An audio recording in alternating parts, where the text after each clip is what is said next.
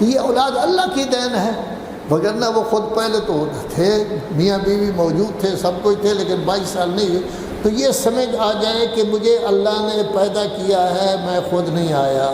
اور یہ ساتھ یہ سمجھ جائے کہ جو کچھ مجھے دیا ہے اللہ نے دیا ہے، میری اپنی کوئی چیز نہیں، وہ جس وقت چاہے لے سکتا ہے.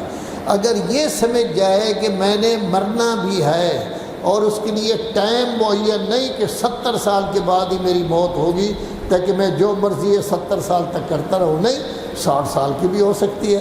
60 سال بھی ضروری نہیں ہے، 20 سال کی بھی ہو سکتی ہے، 10 سال کی بھی ہو سکتی ہے، 5 سال کی بھی ہو سکتی ہے. تو ظاہر ہے کہ وہ جب سوچے کہ نہ موت میرے ہاتھ میں ہے، نہ میرا آنا میرے ہاتھ میں ہے، اس وقت میری زندگی میرے ہاتھ میں نہیں ہے، اللہ جو چاہے مجھ سے لے سکتا ہے، میں ہوں کیا کہ اللہ کی نافرمانی کروں؟ مجھ میں کون سی ایسی چیز پائی جاتی ہے کہ اللہ کے مقابلے میں آ کے تکبر کروں، لوگوں کو انسانیت کی تذلیل کروں، انسانیت کی توہین کروں، انسان کو میں کچھ نہ سمجھوں؟ اگر ایک غریب انسان ہے تو اللہ نے اس کو غریب بنایا ہے. چند پیسے اگر اللہ نے دیے ہیں تو اللہ نے دیے ہیں. اگر وہ میرے سامنے کھڑا ہے کام کے لیے تو وہ بھی اللہ کی پیدائش ہے. میں کرسی پر بیٹھا ہوا ہوں اے سی میں، تو میں بھی اللہ کی پیدائش ہوں. فرق تو کوئی نہیں ہے. اور اللہ نے کبھی یہ نہیں کہا کہ جو کرسی پر بیٹھا ہوگا اس کا درجہ بڑا ہوگا، جو کام کے لیے آئے گا کہ حضور میرے یہ کام کر دیں اس کا درجہ کم ہوگا. اللہ نے یہ کبھی نہیں کہا جو کروڑ پتی ہوگا اس کا درجہ زیادہ ہوگا، جو بیچارہ مزدور ہوگا اس کا درجہ.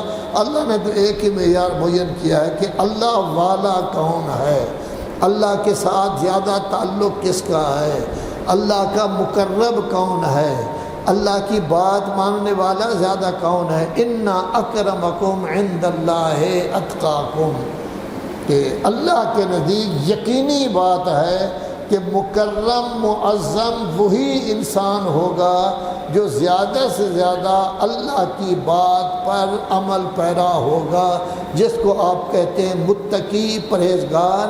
یعنی اس قدر اس کی طبیعت بن چکی ہے کہ وہ نماز نہ پڑھے تو اسے آرام نہیں آتا، نیکی کا کام نہ کرے تو وہ آرام نہیں کر سکتا، غریب فقیر کی مدد نہ کرے تو اسے آرام نہیں آتا، جس شعبہ میں ہے اس میں غرباء و فقراء کی خدمت نہ کرے تو اسے آرام نہیں آتا.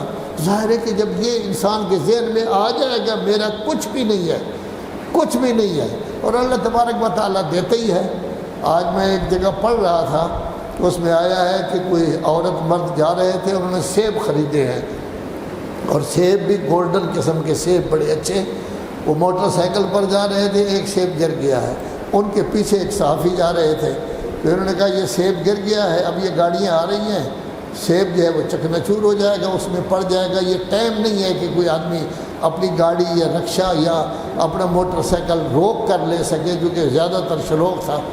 تو وہ کہتے ہیں سیب چلا ہے حتیٰ کہ وہ سڑک کے آخری کنارے تک گیا ہے. وہاں بیچارے غریب آدمی بیٹھا ہوا تھا، پھٹے پرانے کپڑے تھے، مزدور تھا، وہ ایک پلی پر بیٹھا ہوا تھا، خیال کر رہا تھا کہ کوئی آدمی آئے مجھے مزدوری کے لیے لے جائے.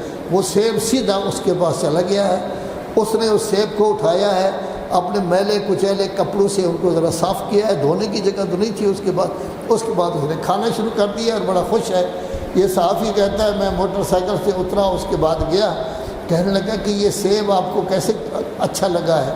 اس نے کہا جی میں 2-3 دن سے دعا کر رہا تھا، یا اللہ اس دفعہ ابھی تک اتنی مدت ہو گئی ہے میں سیب نہیں کھا سکا، مجھے سیب نہیں ملا، میں سیب سے محروم ہوں، اب تو اس کی مدت ختم ہونے والی ہے. یا اللہ ایک کام کیا ہے، ان کا گر گیا ہے، وہ ٹھہر نہیں سکے، تمام گاڑیوں سے بھی بچ گیا ہے، سڑک کے کنارے بھی آ گیا ہے، آیا بھی اس کے رینج میں ہے، بالکل قریبی، اس نے بیٹھ کر کھا لیا ہے. تو اللہ تو جس کو دینا چاہے اللہ کہتا ہے مانگو، میں اس چیمٹی کو بھی دیتا ہوں جو سیاہ رنگ کی ہے، سیاہ پتھر پر چل رہی ہے، آپ اچھی آنکھوں والے بھی نہیں دیکھ سکتے کہ چیمٹی چل رہی ہے، میں اس کو بھی رزق دیتا ہوں.